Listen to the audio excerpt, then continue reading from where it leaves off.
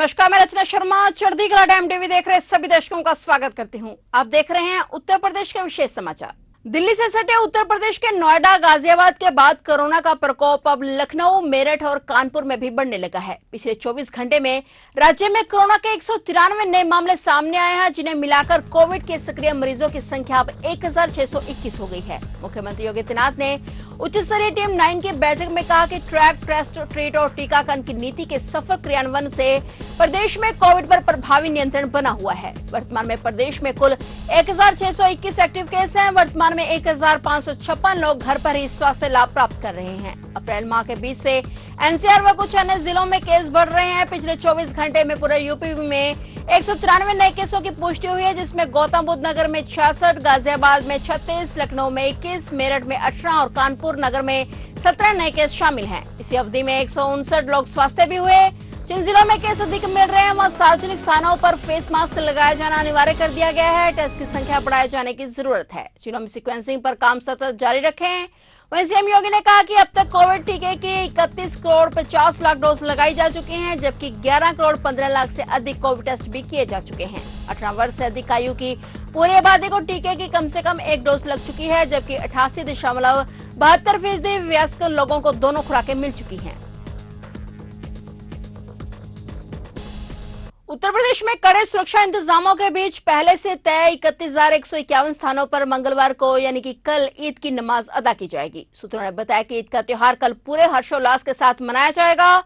राजधानी लखनऊ समेत राज्य के अन्य जिलों में भी इस बार तयशुदा स्थानों पर ईद की नमाज अदा की जाएगी। मुख्यमंत्री योगी आदित्यनाथ ने कहा है कि 3 मई को ईद, परशुराम जयंती और अक्षय तृतीया का पावन पर्व है। वर्तमान परिवेश को देखते हुए पुलिस प्रशासन को अतिरिक्त संवेदनशील रहना होगा। हर एक पर्व शांति और सौहार्द के बीच संपन्न हो, इसके लिए स्थानीय जरूरतों के मद्देनजर सभी जरूरी प्रयास किए जाएं। धार्मिक कार्यक्रम, पूजा पाठ आदि निर्धारित स्थान पर ही हो। धर्मगुरुओं से संवाद बनाकर यह सुनिश्चित करें कि सड़क मार्ग यातायात बाधित कर कोई भी धार्मिक आयोजन न किया जाए। प्रदेश में 7,436 ईदगाहों और 19,949 मस्जिदों समेत 21,151 स्थानों पर ईद की नमाज अदा की जाएगी। इस दौरान अति संवेदनशील 2,846 नमाज स्थलों पर सुरक्षा के अतिरिक्त इंतजाम किए गए हैं। ईद को निर्विघ्न संपन्न कराने के लिए 40 कंपनियां पीएससी और 7 कंपनी सीआईपीएफ के अलावा स्थानीय पुलिस के जवान मुस्तैद रहेंगे। उन्होंने बताया कि सुरक्षा के मद्देनजर आज रात से ही ईदगाह और मस्जिदों के बाहर पुलिस के जवान तैनात किए जाएंगे, जो शरारती और अवांछनीय तत्वों पर कड़ी नजर रखेंगे। इस अफवाहों पर लगाम लगाने के लिए सोशल मीडिया पर भी कड़ी नजर रखी जाएगी।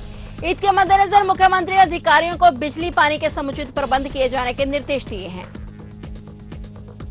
यूपी में दोबारा मुख्यमंत्री का पद संभालने वाले योगी आदित्यनाथ एक लंबे समय के बाद अब अपने गांव जाएंगे। आदित्यनाथ कोरोना संक्रमण काल के दौरान 20 अप्रैल 2020 को पिता आनंद सिंह बिष्ट के निधन के बाद उनके अंतिम दर्शन करने अपने पैतृक गांव नहीं जा सके थे। इतना ही नहीं, उनका गांव न जाने का काफी अफसोस हुआ, जिनके बाद उन्होंने अपनी मां को पत्र लिखकर वादा किया कि वह अपने पैतृक गाँव जरूर आएंगे। योगी आदित्यनाथ के मूल गाँव पंचूर में उनकी मां सावित्री देवी, बड़े भाई मानवेंद्र सिंह बिष्ट और छोटे भाई महेंद्र सिंह बिष्ट का परिवार रहता है। इससे पहले योगी आदित्यनाथ 11 फरवरी 2017 को आखिरी बार अपने घर गए थे। तब से उनकी मां और स्वजन उनसे मिलने का इंतजार कर रहे हैं। योगी आदित्यनाथ पिता आनंद सिंह बिष्ट के निधन पर भी अपने पैतृक गांव नहीं जा सके थे। बहन शशि पयाल ने उत्तर प्रदेश विधानसभा 2022 का चुनाव जीतने के बाद मुख्यमंत्री योगी आदित्यनाथ से बात की थी। योगी आदित्यनाथ ने उनसे वादा किया कि शपथ ग्रहण करने के बाद समय मिलते ही वे एक बार फिर सबसे मिलने गांव आएंगे। बता दें कि सीएम योगी कल से 3 दिवसीय उत्तराखंड दौरे के लिए रवाना होंगे। इस दौरान वे अपने गृह ब्लॉक यमकेश्वर के बिथियानी के गुरु गोरखनाथ महाविद्यालय में आयोजित कार्यक्रम में हिस्सा लेंगे और इसके साथ ही वह 5 मई को हरिद्वार में उत्तर प्रदेश के पर्यटक आवास गृह का उद्घाटन करेंगे।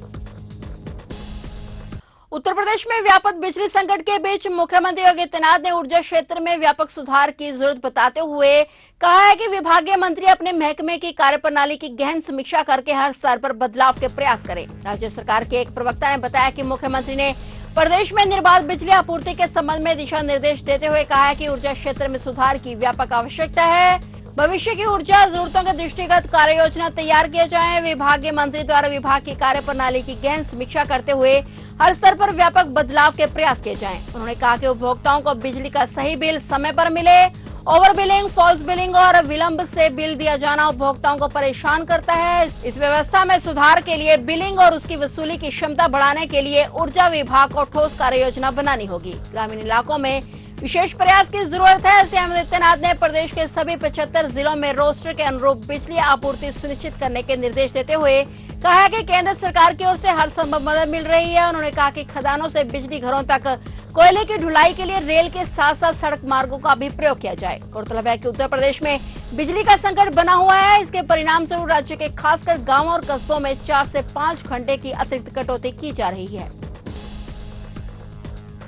उत्तर प्रदेश में बिजली कटौती पर सियासत भी खूब हो रही है। समाजवादी पार्टी के राष्ट्रीय अध्यक्ष अखिलेश यादव ने योगी सरकार पर एक बार फिर से हमला करते हुए कहा है कि सरकार ने कहा था कि किसानों को 5 साल तक बिजली का बिल नहीं देना होगा, लेकिन सरकार अब कह रही है कि हर एक उपभोक्ता भुगतान करे ताकि आपूर्ति होगी। एक ट्वीट में अखिलेश ने लिखा कि सरकार बताए कि समाजवादी पार्टी के समय में जो उत्पादन क्षमता बढ़ी थी उसमें इस सरकार ने कोई बढ़ोतरी क्यों नहीं की, जनता पर बिजली संकट क्यों थोपा।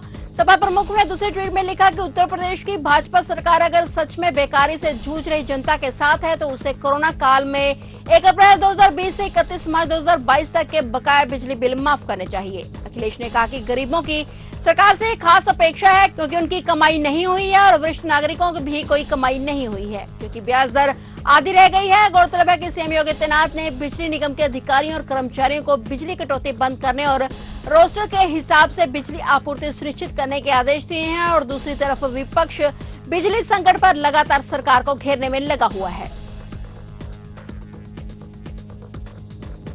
प्रगतिशील समाजवादी पार्टी के चीफ शिवपाल सिंह यादव एक बार फिर से यूपी की सियासत में बड़ा उलटफेर करने की तैयारी में हैं। इसी कड़ी में प्रसपा प्रमुख शिवपाल यादव ने ट्वीट के जरिए सियासी हलचल बढ़ा दी है। सीतापुर की जेल में करीब 26 महीने से बंद सपा नेता आजम खान को लेकर शिवपाल यादव ने लिखा है कि अच्छी और ईमानदार सोच हमेशा अपने मुकाम पर पहुंचती है। उन्होंने कहा कि मैं आपके साथ था, साथ हूं और साथ रहूंगा। अभी हाल ही में शिवपाल यादव ने सीतापुर जेल में बंद सपा के कद्दावर नेता आजम खान से मुलाकात की थी। बता दें कि शिवपाल सिंह यादव एक बार फिर अपने भतीजे और सपा प्रमुख अखिलेश यादव से नाराज बताए जा रहे हैं और इससे पहले शिवपाल यादव ने कहा था कि आजम खान के जेल से बाहर आने पर कोई फैसला लिया जाएगा। साथ ही साथ शिवपाल यादव ने बताया कि निर्णय पार्टी के नेताओं के साथ ईद के बाद बैठक में लिया जाएगा। उन्होंने कहा कि नेताजी की अगुवाई में आजम खान की मदद होनी चाहिए थी। फिलहाल उत्तर प्रदेश के विशेष समाचारों में इतना ही और नए समाचारों के साथ फिर से हाजिर होंगे। तब तक के लिए देखते रहिए चढ़ती कला टाइम टीवी और अब मुझे दीजिए इजाजत। धन्यवाद।